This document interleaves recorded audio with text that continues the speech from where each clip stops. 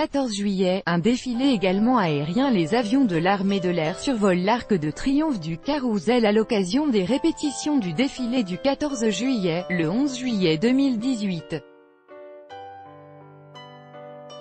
Reuters, Charles Placiot. À l'occasion du traditionnel défilé militaire du 14 juillet sur les Champs-Élysées, 64 avions et 30 hélicoptères survoleront la plus belle avenue du monde ce samedi.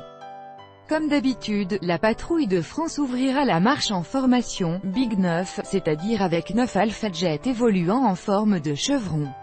De leur réacteur sortira un panache bleu, blanc et rouge. Puis viendra le défilé aérien en tant que tel avec des avions volant à 300 mètres d'altitude. L'armée de l'air fournira l'essentiel de l'armada avec 53 appareils. L'un des premiers avions à se présenter sera le Mirage 2000N, pour nucléaire. Ce défilé sera l'un de ses derniers vols. Car dans quelques semaines, plus aucun Mirage ne transportera la bombe atomique, la mission revenant exclusivement aux Rafales. Juste derrière, les spectateurs pourront découvrir l'Airbus 330 Phénix, le futur ravitailleur de l'armée de l'air. Suivra un aéronef du 150e Squadron singapourien. Singapour assure en effet la formation de ses pilotes de chasse sur la base de Caso depuis une vingtaine d'années. Cette collaboration internationale sera également symbolisée par la présence d'un A400M allemand. Viendra ensuite un box d'avions de transport pour représenter ceux engagés après le passage de l'ouragan Irma aux Antilles. Portée par son jubilé, l'équipe de voltige de l'armée de l'air clôturera le défilé aérien. Il n'est cependant pas prévu que ces petits avions à bord desquels un capitaine vient de décrocher le titre de champion de France de voltige défilent sur le dos. Sécurité maximum oblige. Le 14 juillet, c'est l'union entre la nation et son armée.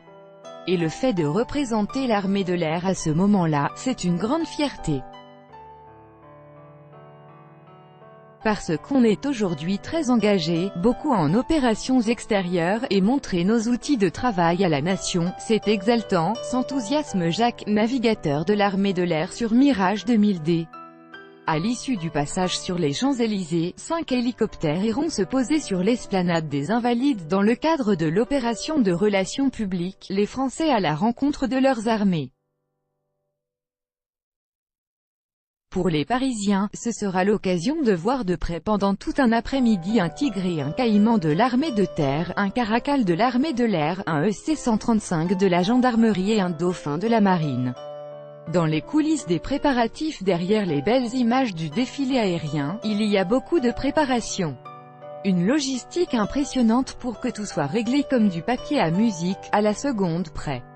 À entendre ce Mirage 2000 défiler au-dessus des Champs-Élysées, on croirait presque que la manœuvre est facile.